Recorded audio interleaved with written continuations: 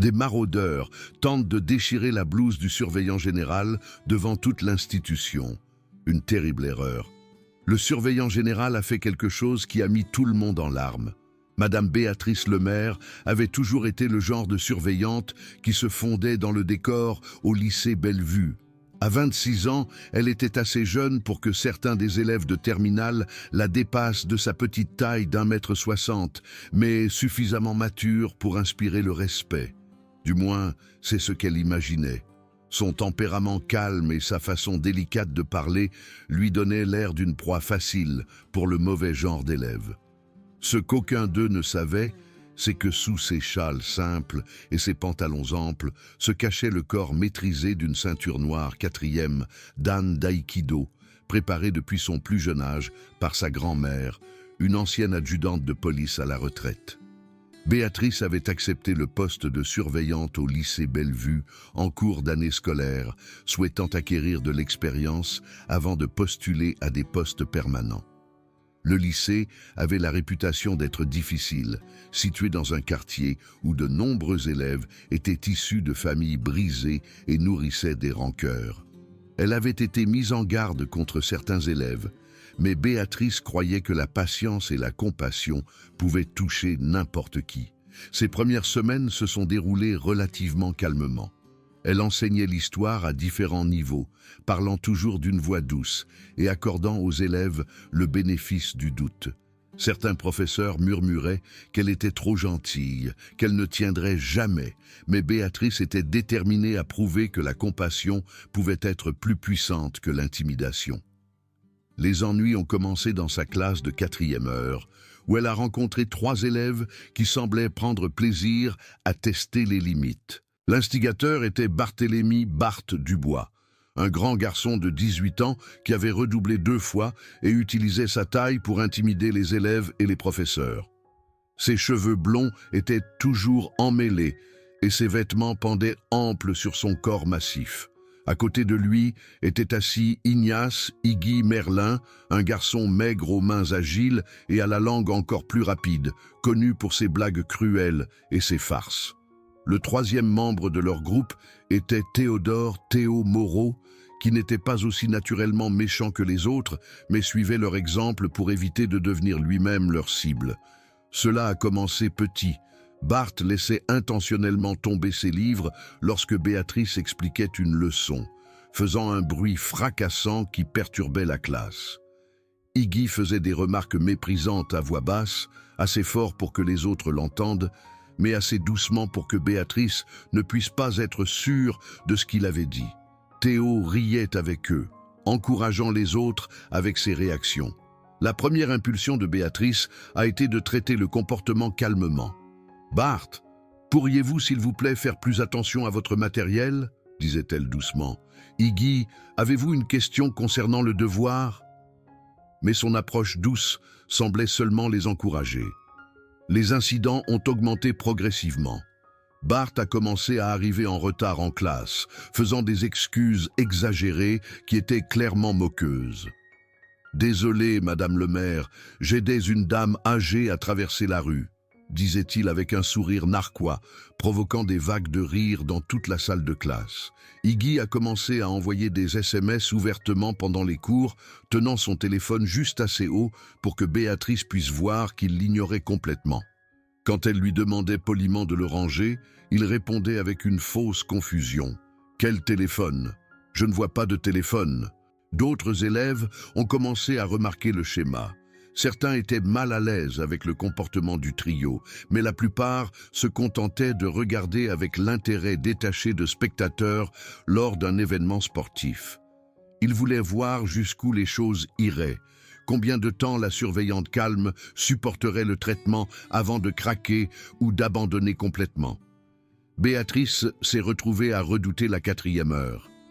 Elle passait sa pause déjeuner dans la salle des professeurs, se regardant dans le miroir, se demandant si elle était faite pour l'enseignement. Une partie rationnelle de son esprit savait qu'elle devait signaler le comportement des élèves à la direction, mais elle savait aussi que cela aggraverait probablement les choses. Les élèves comme Barthe Dubois étaient passés par le système disciplinaire d'innombrables fois. Quelques jours de suspension lui donneraient seulement le temps de concevoir des plans plus élaborés. Ce que les bourreaux de Béatrice ne comprenaient pas, c'est que sa retenue ne venait pas de la faiblesse, mais du principe.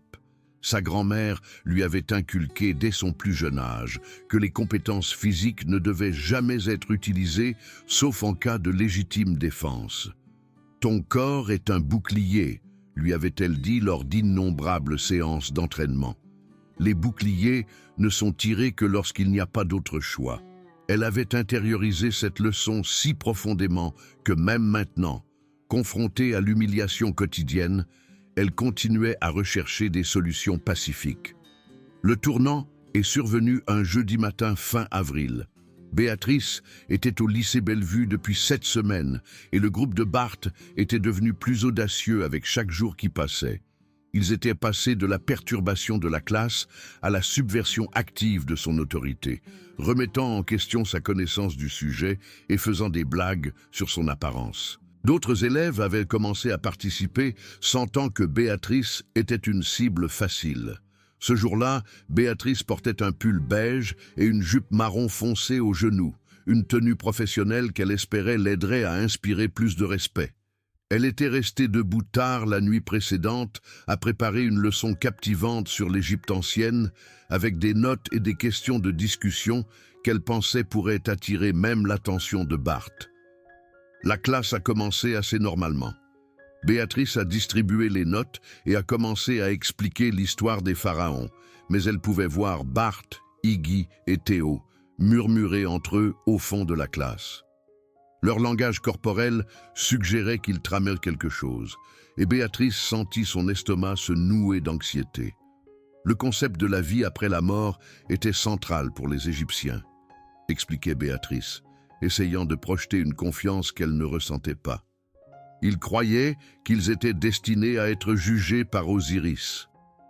Un peu comme vous étiez destinée à être la pire surveillante de tous les temps, dit Iggy, ne prenant même pas la peine de baisser la voix cette fois. Plusieurs élèves ricanèrent et Béatrice sentit la chaleur monter à ses joues. « Iggy, c'est inapproprié », dit-elle fermement.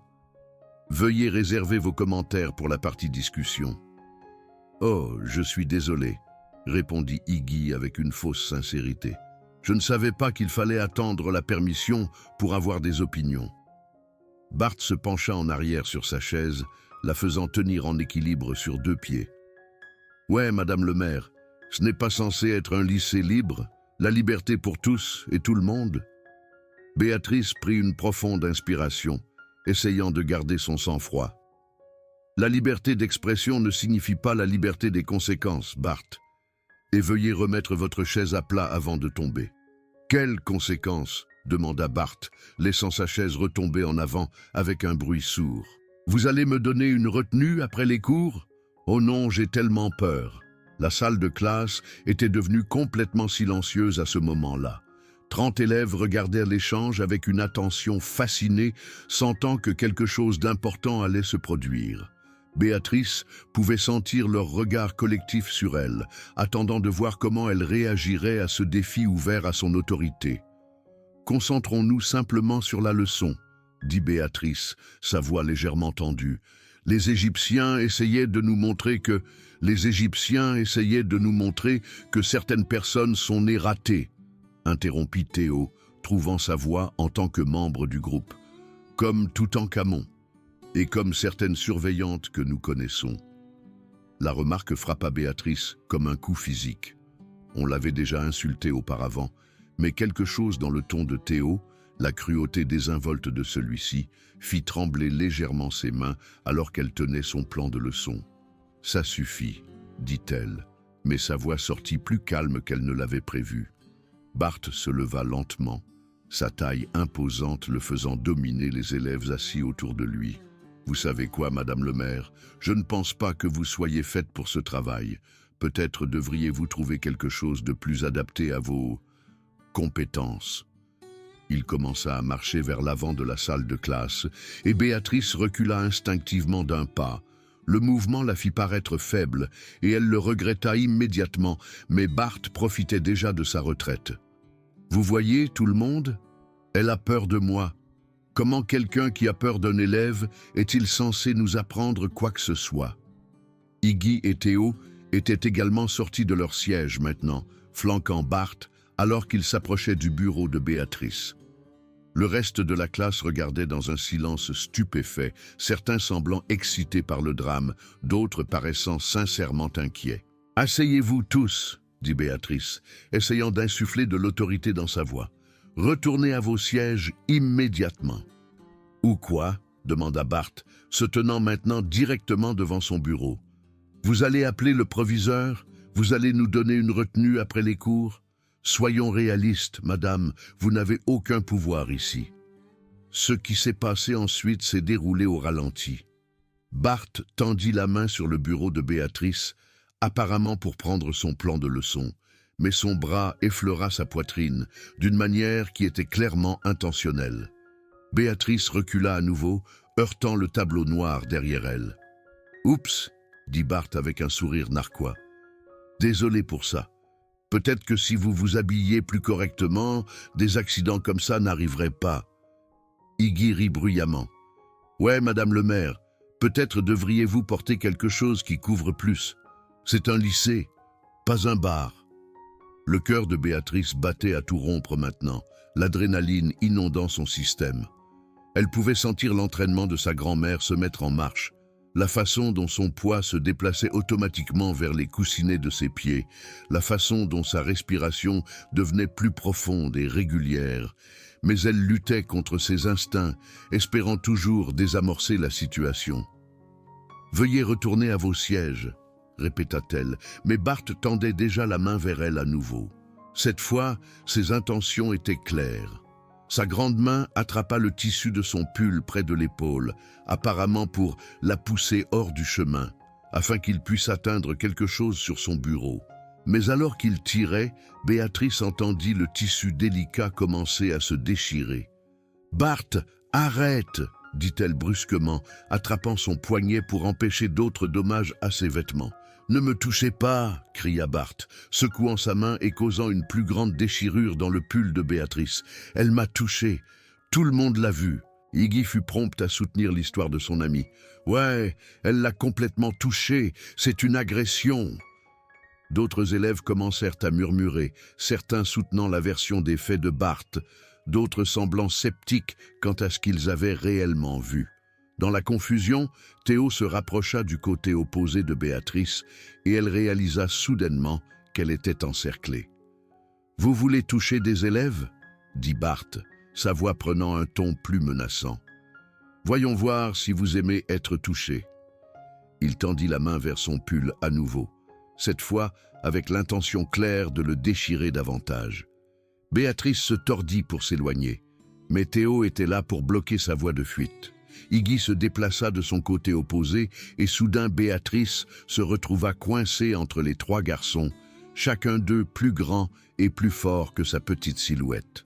« Peut-être devrions-nous l'aider à faire du shopping pour de nouveaux vêtements ?»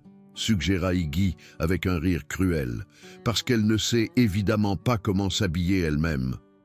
La main de Bart se referma sur le tissu de son pull à nouveau, et cette fois, il tira assez fort pour que des boutons se dispersent sur le sol de la salle de classe.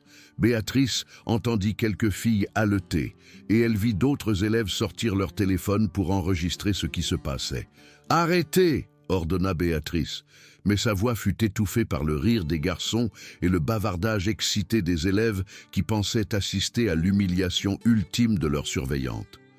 Théo attrapa l'ourlet de sa jupe, la tirant vers le haut pendant que Bart continuait à déchirer son pull. Iggy enregistrait tout sur son téléphone, commentant comme un commentateur sportif. Et le maire est à terre, la foule se déchaîne. C'est à ce moment-là, debout devant sa salle de classe, avec ses vêtements arrachés de son corps, pendant que les enfants riaient et enregistraient son humiliation, que Béatrice atteignit enfin sa limite. Le contrôle prudent qu'elle avait maintenu pendant 7 semaines se brisa comme du verre, et 20 ans d'entraînement aux arts martiaux surgirent à la surface. La transformation fut immédiate et complète. La posture de Béatrice changea d'abord, sa colonne vertébrale se redressant et ses épaules se redressant d'une manière qui la fit paraître soudainement plus grande et plus imposante. Sa respiration devint contrôlée et intentionnelle, et quand elle leva les yeux vers Bart, ses yeux contenaient quelque chose qui lui fit inconsciemment lâcher prise sur son pull déchiré. « Lâchez-moi » dit-elle, et sa voix portait une puissance calme qui traversa le bruit de la salle de classe comme une lame tranchante. Bart, pris au dépourvu par le changement dans son attitude, hésita pendant un instant seulement. Cet instant était tout ce dont Béatrice avait besoin. Sa main droite jaillit dans une frappe fulgurante qui frappa Bart aux muscles abdominaux, le faisant se replier et tituber en arrière dans un bureau. Avant qu'Iggy ne puisse réagir, le coude gauche de Béatrice trouva ses côtes avec une précision chirurgicale, le faisant lâcher son téléphone et halter pour reprendre son souffle. Théo, voyant ses amis soudainement mis hors d'état de nuire, tenta d'attraper Béatrice par derrière, mais elle s'écarta avec une grâce fluide et utilisa sa propre énergie pour l'envoyer s'écraser contre le mur de la salle de classe. La séquence entière prit moins de 5 secondes, mais l'impact fut électrique. 30 élèves étaient assis dans un silence stupéfait, la bouche ouverte alors qu'ils traitaient ce qu'ils venaient de voir. La surveillante calme et douce venait de mettre à terre 3 des harceleurs les plus notoires du lycée avec des mouvements si rapides et précis qu'ils semblaient presque chorégraphiés. Bart se releva difficilement, son visage rouge de honte et de confusion. « Qu'est-ce que c'était que ça ?» halta-t-il, serrant toujours son estomac. Béatrice se tenait au centre de la salle de classe, son pull déchiré pendant ouvert, mais sa posture dégageant confiance et contrôle. Quand elle parla, sa voix était calme et régulière, portant facilement à chaque coin de la pièce. « C'était de la légitime défense », dit-elle simplement, et une très petite démonstration de ce qui arrive quand on confond la gentillesse avec la faiblesse. Iggy était toujours plié en deux, essayant de reprendre son souffle. « Vous ne pouvez pas frapper les élèves, vous allez vous faire virer !» Béatrice se tourna pour le regarder et quelque chose dans son attitude lui fit faire un pas involontaire en arrière. « Vous avez tout à fait raison, Iggy. Les surveillantes ne sont pas censées frapper les élèves, mais vous ne vous comportez pas comme des élèves en ce moment. Vous vous comportez comme des prédateurs, et les prédateurs sont traités en conséquence. » Elle marcha tranquillement vers son bureau, sortit un châle de son sac et le mit pour couvrir son pull déchiré. Ses mouvements étaient délibérés et contrôlés, et chaque élève dans la pièce la regardait avec un nouveau respect et quelque chose de plus qu'une petite peur. « Maintenant, » continua Béatrice, sa voix revenant à son ton doux habituel, « nous avons un choix à faire. Nous pouvons prétendre que cet incident ne s'est jamais produit, et vous 3 pouvez commencer à me traiter, et vos camarades de classe, avec le respect que les gens méritent. Ou nous pouvons appeler le proviseur, lui montrer la séquence vidéo que je suis sûr que certains d'entre vous ont enregistrée, et discuter de la façon dont 3 élèves ont tenté d'agresser sexuellement leur surveillante. » La salle de classe resta complètement silencieuse. Bart, Iggy et Théo se regardèrent dubitativement, visiblement incertains de la façon de réagir à cette nouvelle dynamique. « Je pense qu'il y a eu un malentendu, » dit Bart prudemment, son attitude précédente ayant complètement disparu. « Nous jouions juste. Nous ne voulions rien dire par là. » Béatrice le fixa pendant un long moment. « Je vois. Donc, quand vous avez arraché mes vêtements devant la classe, vous jouiez juste. Quand vous m'avez touché et avez essayé de m'humilier, c'était votre idée de plaisir. Nous n'avons pas, je veux dire, nous n'essayions pas de, » balbutia Bart, regardant désespérément ses amis pour obtenir de l'aide. Mais Iggy et Théo étaient concentrés sur les leurs,